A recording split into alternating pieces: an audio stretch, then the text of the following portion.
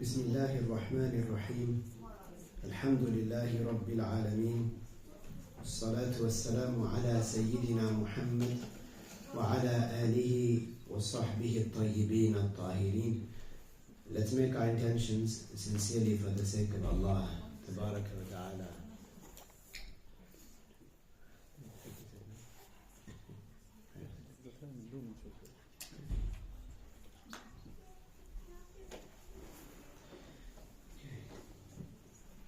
We're going to continue looking at al-Adab al-Mufrad, inshallah, the authoring of al-Bukhari, where he mentioned many different chapters, beneficial chapters. He said, "Bab هل يقول المولى إني من بني فلان."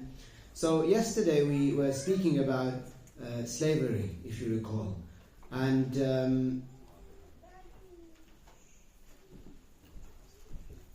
Subhanallah, I remember I gave an introduction, but I didn't mention the actual narration.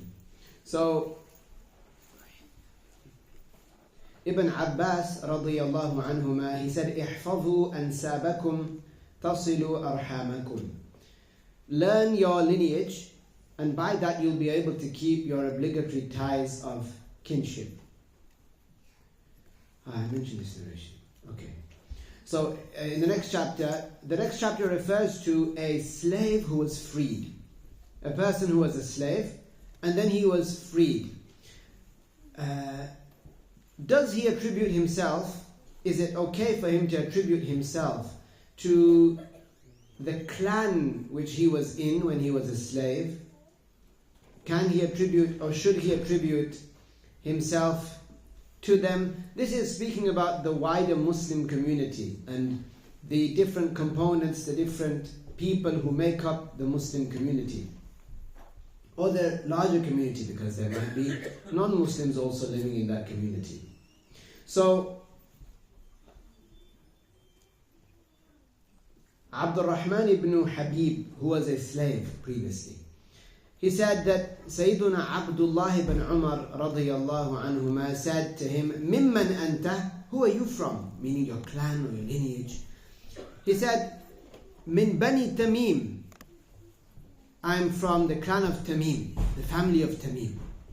So Ibn Umar radiyallahu anhuma said, "Min anfusihim aw min mawalihim?" Are you actually from them in terms of lineage, or are you one of their slaves or freed slaves? He wanted to identify which one is he from. He said, "I am from the freed slaves." So Ibn Umar radiyallahu anhuma, he said, فَهَلَّا قُلْتَ مِن مَوَالِيهِمْ إِذَنْ. Were it not that you clarified that you are among the freed slaves? It's because everybody has a status. Yes, the best person, whether they are free or they are a slave, or whether they are a man or a woman, the better person is the one who is more fearing of God, the one who acquires the Islamic knowledge and then implements. Even if that was a woman who was a slave, then she would be better than all of the men that are free, that are not at the same status or at the same level of her as her in terms of piety. Babu mawla al-qawmi min anfusihim. This chapter pertains to the freed slaves. It focuses on freed slaves as being part of the wider Muslim community, and that they are attributed to the clan that they were freed from, and that they are considered to be, if you will, quote unquote, one of us.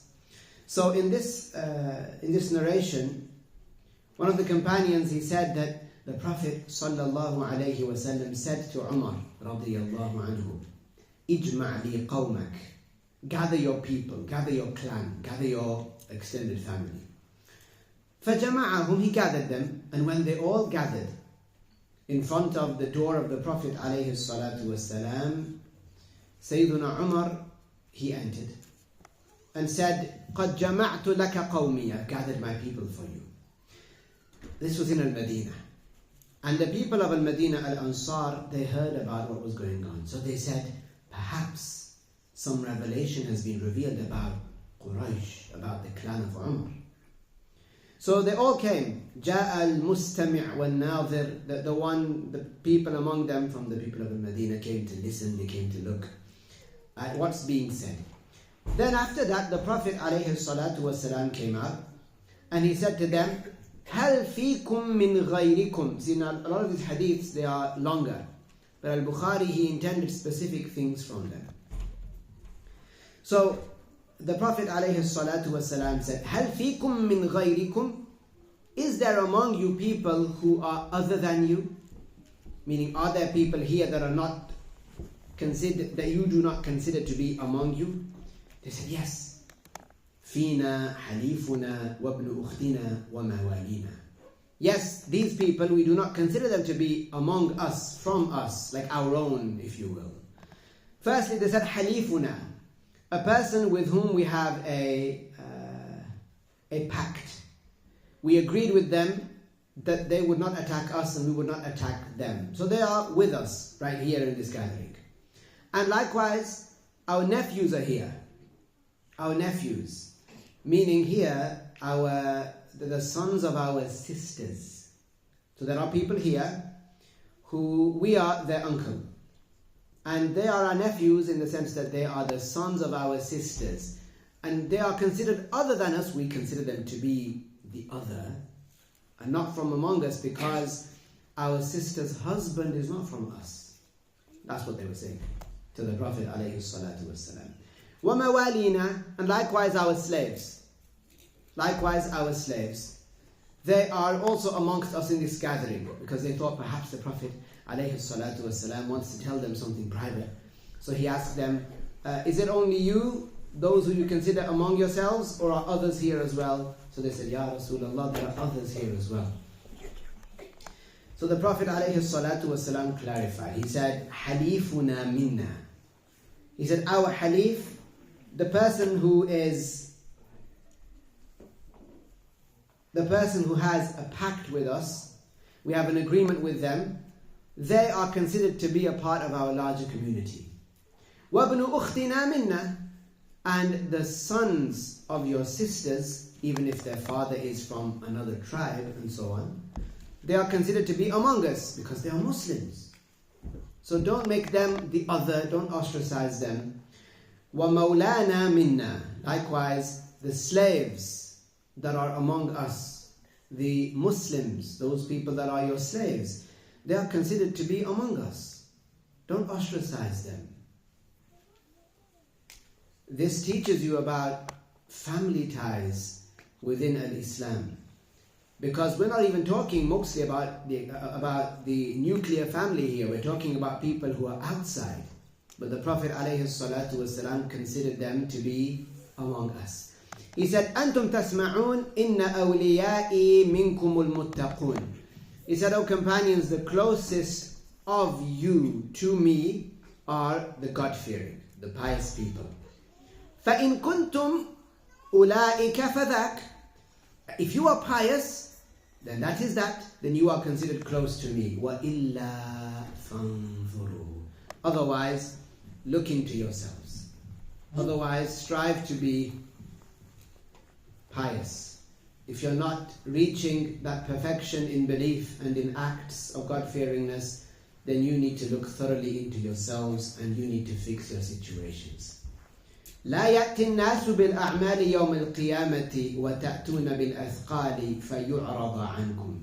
If you are pious, then you will not see this following situation on the Day of Judgment. If you are pious, you will not see on the Day of Judgment that people bring their deeds and that you bring your deeds in great number. You will not see that people bring their deeds in small numbers and that you bring your deeds in large numbers and then you are neglected.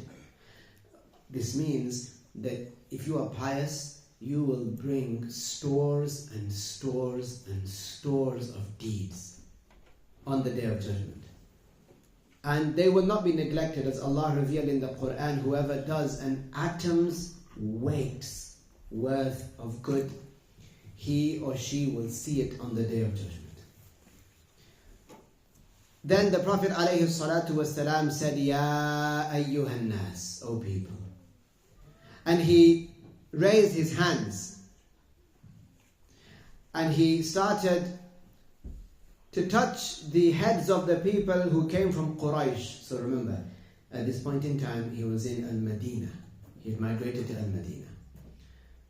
And in Al-Madinah, there were the people who migrated with him, al-Muhajirun, those that migrated from the people of Mecca. They were from Quraysh.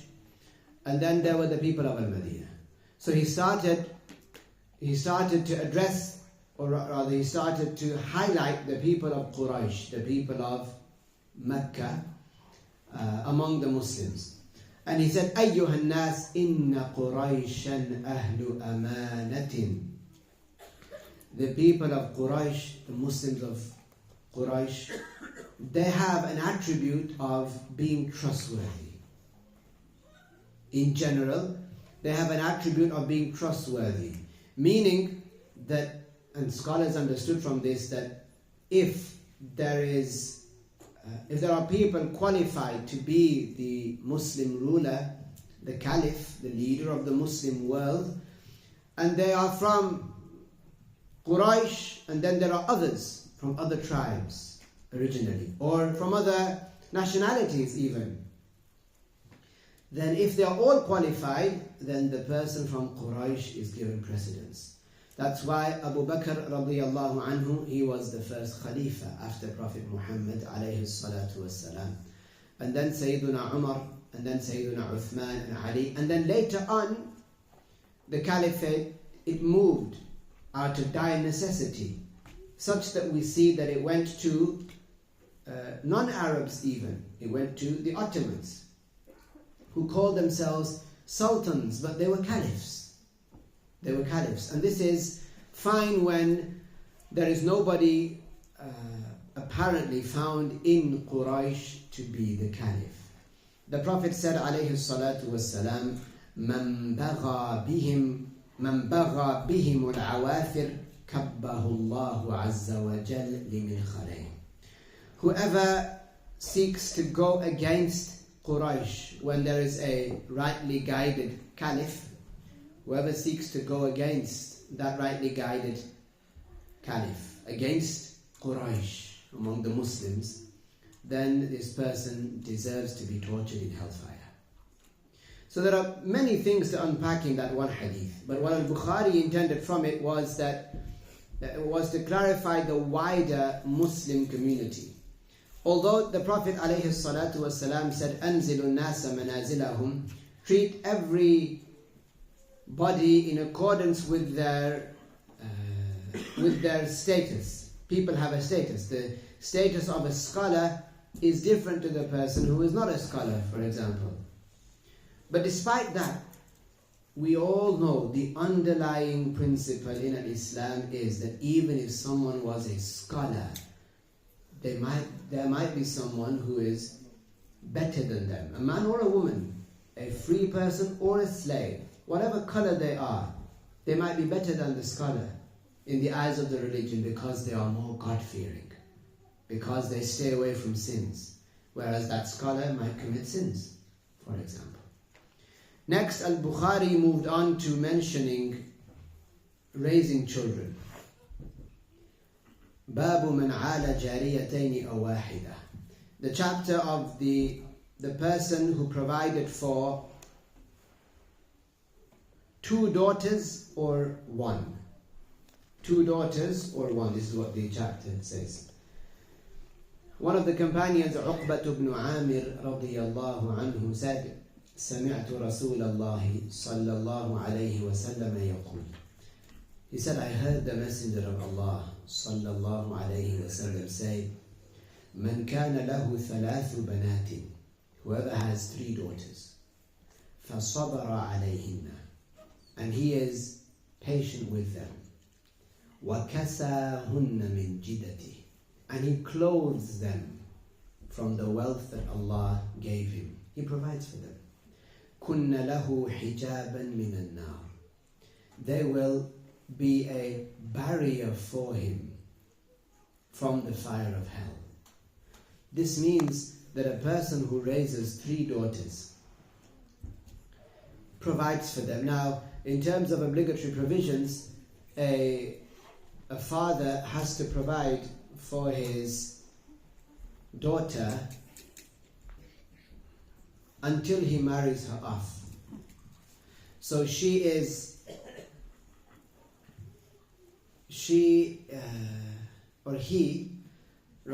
provides for her until he marries her off. So whether she is pubescent or not.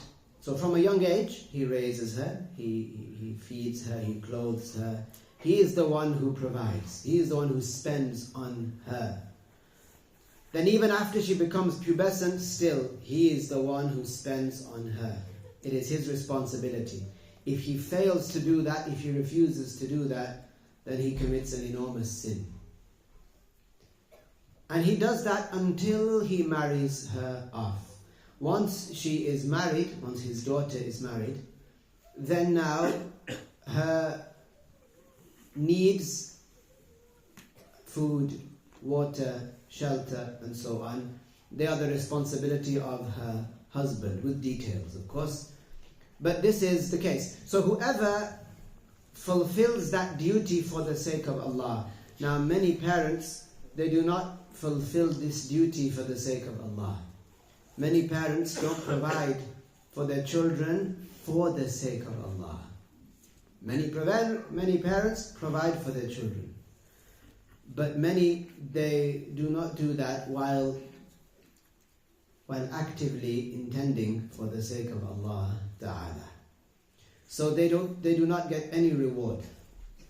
They don't sin, but they do not get any reward, any thawab, anything that they will see in their pan of good deeds in the hereafter, for having raised a daughter for 13 or 14 years, 15, 16, up to the age of 23.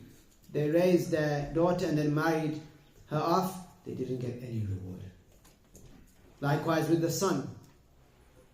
They might have raised this child, they might have disciplined this child. When the child erred, the child went off the rails. They fed and they clothed and they worked to earn, to buy and to feed and to clothe and to shelter and to keep warm and so on, and to pay for medicine and all of this, but they didn't get any reward at all, because they didn't actively have the intention for the sake of Allah. Why? Why didn't they have the intention for the sake of Allah? And it's not enough for a person just to want to be caring. That's not enough. It draws our attention to a very important matter, and that is that the Prophet sallallahu alaihi wasallam said, إِنَّمَا الْأَعْمَالُ بِالنِّيَّاتِ, that the deeds, they are rewardable if you make, upon doing them, you make an intention for the sake of Allah. Otherwise, no. If you hold the door open for a person, just to be helpful, just to be nice, there's no reward in that. That's a good thing, but there's no reward in that. You smile at another Muslim just to be nice, just because it's a bit awkward if you don't. There's no reward in that. You buy someone a sandwich for them to, you want to treat them. There's no thawab, there's no reward in that. Your child has a fever, so you stay up at night with them. You get them a glass of water, you put a wet cloth on their head, you turn it around every 15 minutes. You don't get any reward for that, unless when doing that, you intend it for the sake of Allah. You remembered Allah, that this is something the Prophet taught is good. If you remember Allah and you do it for His sake, then in return for this worship, because it's become a worship now, it's a type of ibadah now, that you're doing that because Allah Tabaraka wa Ta'ala revealed that this is something good. Now because it's become a worship, because you're giving something, you get reward in return. Otherwise you don't. So if a person was to say, well, I raised my children and it was really difficult. Yes, no one's disputing that. But the Prophet said, alayhi salatu wassalam, that if a person wants reward, and it makes sense. You give something, you get something back, isn't it? You give something, you get something back. If you just do, like, I don't know, like if you're at home and you paint your kitchen, and then you go to your neighbor and you say, look, that'll be £5. You say, what for? I painted. You did it for yourself. You didn't do it for me. Okay, if you get permission from your neighbor, don't break him. If you get permission from your neighbor and you paint his kitchen, and then you say, okay, that's we agreed £5, then you give, you get in return. Okay? So an example, if you want something from Allah Tabaraka wa Ta'ala, if you want the reward, then you have to do for His sake. How is it that a person does something and later says, oh, hope I got reward for that? Well, how did you intend for the sake of Allah? Like to say, did you want reward for free? What did you do? In that tough situation, did you remember Allah and have in your heart, I'm doing this for the sake of Allah? If not, then no. There's no reward at all. Did a person commit a sin? No, they didn't.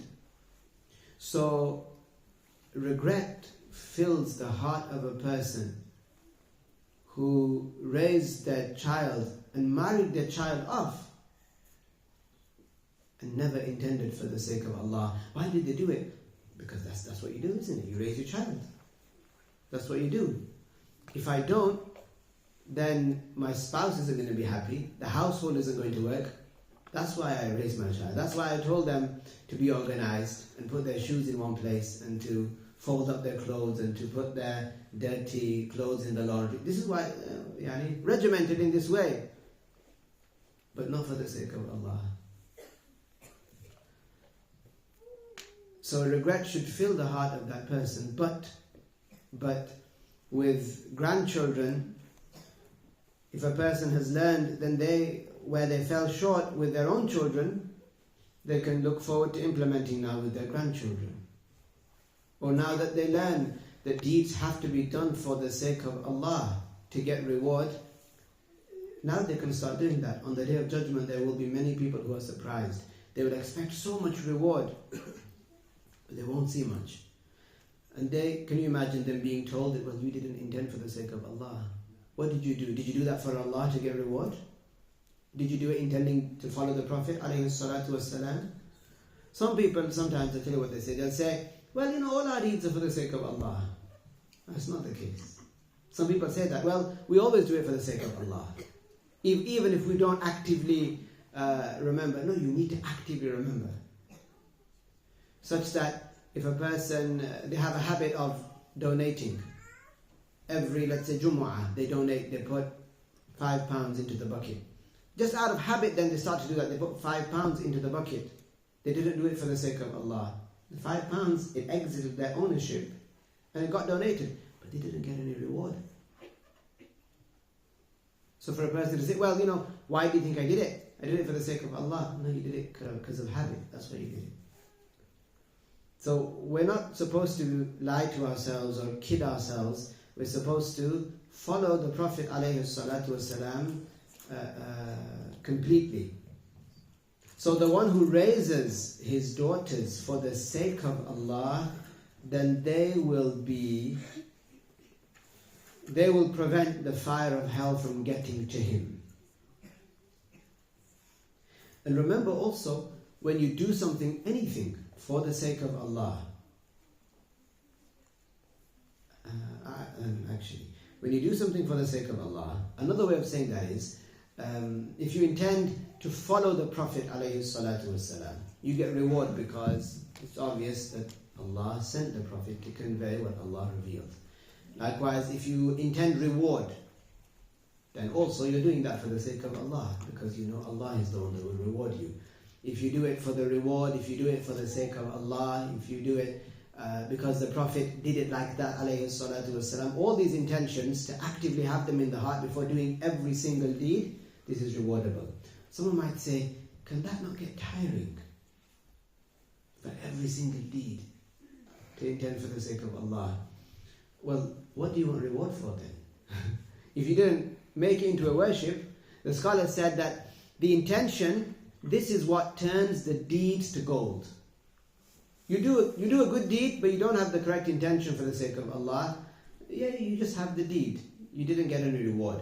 But if you have the intention, it's like sprinkling it with gold. That deed turns to gold, meaning it becomes rewardable. You see the thawab, the reward for it on the Day of Judgment. The Messenger of Allah alayhi salatu wasalam said, مَا مِن مُسْلِمٍ تُدْرِكُهُ ابْنَتَانِ فَيُحْسِنُ صُحْبَتَهُمَا إِلَّا أَدْخَلَتَاهُ الْجَنَّةِ. That a Muslim who has two daughters, and he treats them well, meaning he raises them for the sake of Allah, he feeds them, he clothes them, he disciplines them when they need to be disciplined verbally, for example, tells them off, don't do this, do that, teaches them the personal obligatory knowledge, or takes them somewhere where they will be taught that. Every single parent, every mother and father, or the guardian, let's say, the guardian, when their child reaches 7 lunar years of age, that's about 6.5, when the child reaches 6.5 and the child is mentally discriminate, they have the mental capacity to deduce certain matters at the age of around 6.5, it might be a little before, a little after. Now the parent is obligated to teach them the Islamic knowledge. Firstly in belief, then after that about the prayer, about wudu, and the guardian is obligated to tell them to pray. So if in a household there is a mother and a father and grandparents, then it falls upon all of them communally to order the child to pray. If they delay it to when the child is 8 years of age, they all sin. All of them are sinful. The mother is sinful, the father is sinful, the grandmother, the grandfather, they are all sinful. For what? Having neglected fulfilling this obligation. It's not an obligation upon the child to pray at 7. It's not. The pen is lifted. They're not accountable yet. But it's an obligation upon the parents, upon the carers of this child to order them to pray after teaching them how to pray. Either they themselves teach them or they take them to someone who will teach them. Someone who delays this and says, they're a bit young right now. Given that they have actually reached 7 lunar years and they are of understanding, then this person, this parent is sinful. Some people, they wait until their child is 11 or 12 and then they say, now we'll start teaching them to pray. Now we'll start teaching them about wudu, about some matters to do with Islam. This parent or carer is very sinful. They've delayed this matter for 3 years. Imagine delaying zakah for 3 years. Imagine not fasting Ramadan for 3 years. Imagine not praying for 3 years. Imagine committing these sins every single day, not ordering the child to pray. Among the matters that a father would do, or the household generally would do, is that if the child misses a prayer like the dhuhr prayer, the child is not obligated to do qada for that prayer. The child is not sinful, but the guardian is obligated. It is fard upon the guardian to get the child to do qada. Fard. Now, if someone has fallen short in this regard in the past, what do? They say, astaghfirullah. They regret, they repent, they say, I didn't know. It's not an excuse that they didn't know, but they are still alive, their heart is still beating, they are still breathing, they can repent. So a person learns, as they go along. But then a person shouldn't make that mistake with their grandchildren, for example. So this needs to be done for the sake of Allah. Another example, when a daughter, she reaches the age of 8 lunar years, the guardian is obligated to make sure that she does not go in front of people other than I'll keep the statement general. The guardian is obligated to get his 8-year-old daughter to cover her thigh, to not expose her thigh now. When the child becomes mentally discriminate, which occurs at around 7, and it might be earlier, now the guardian cannot look at the private parts of the child, male or female. Which means that they cannot now bathe the child. They cannot now bathe the child, where the child would get into the bath and take all the clothes off and the mother would bathe the child. No, this is sinful for the mother to do that, because the child has reached that certain age. Even with al-istinja, al-istinja is taught to the child before a child reaches this stage. Or when the child reaches this stage, it is described that this is how you do it. Then after that, after the child becomes 7 lunar years and they are of understanding, the mother and the father cannot look at the private parts. So these are very important matters. Can you imagine? There will be parents, okay, who didn't learn these things, and they fell into sins every single day. Or they fall into sins every single day, thinking that the real, let's say, the real challenge starts when my daughter becomes pubescent. Or the real challenge starts when my son becomes pubescent. But that's not when it starts. For you, as a parent, as a mother or father, that's not when it starts. It actually starts at day 1 in many regards. But in this regard, about teaching the child, it starts at around the age of 6 and 7. At the age of 6 and 7, many things happen. We don't have that much time to go into some of those details. But, for example, the guardian, when his daughter reaches the age of 8, he makes sure that she doesn't leave the house without her thigh covered. She covers her thigh now. She doesn't wear, for example, shorts. This teaches her something about her modesty, because she's slowly now becoming a woman. Likewise, before she becomes pubescent, before she actually becomes pubescent, when she is close to pubescent, and it will show in her body would change. But she's not yet pubescent. Now, the guardian is not allowed to let her leave the house without a headscarf. It's not enough for the guardian to say, well, she's not pubescent yet, she doesn't have to pray yet. So no, at the age of 11, 12, 13, this is getting close to pubescence. Some girls might even be pubescent slightly before that.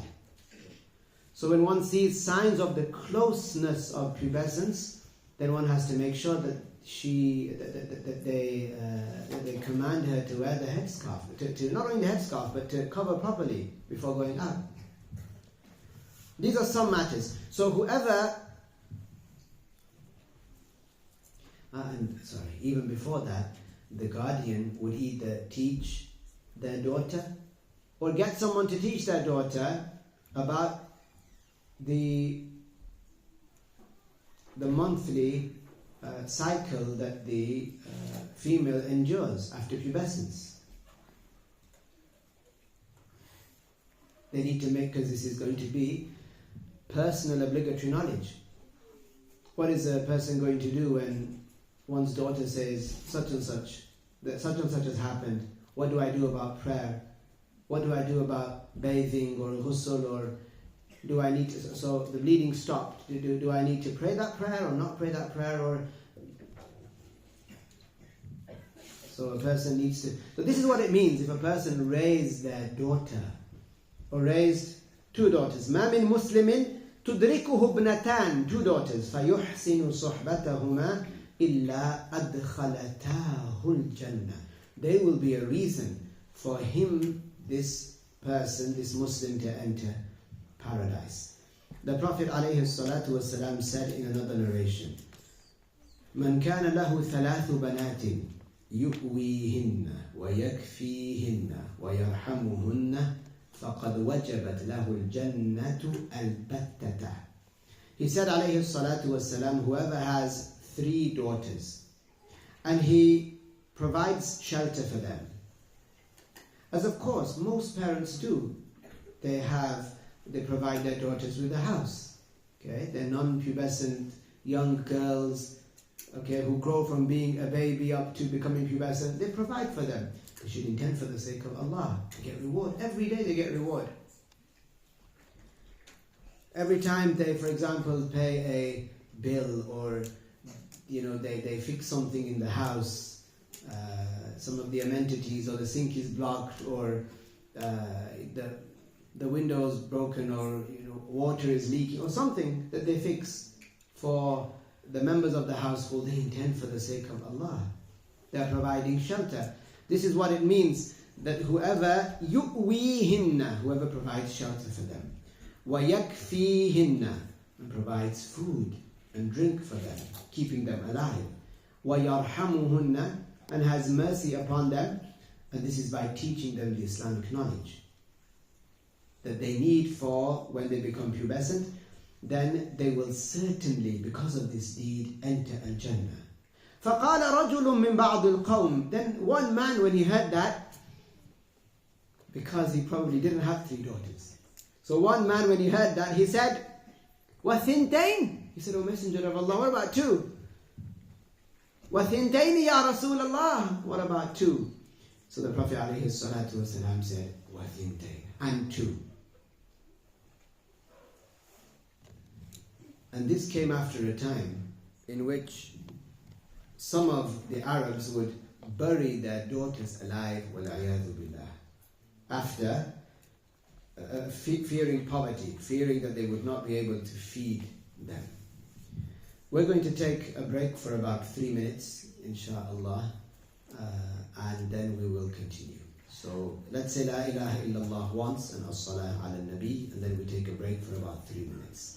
لا إله إلا الله اللهم صل على سيدنا محمد وعلى آله وصحبه وسلم.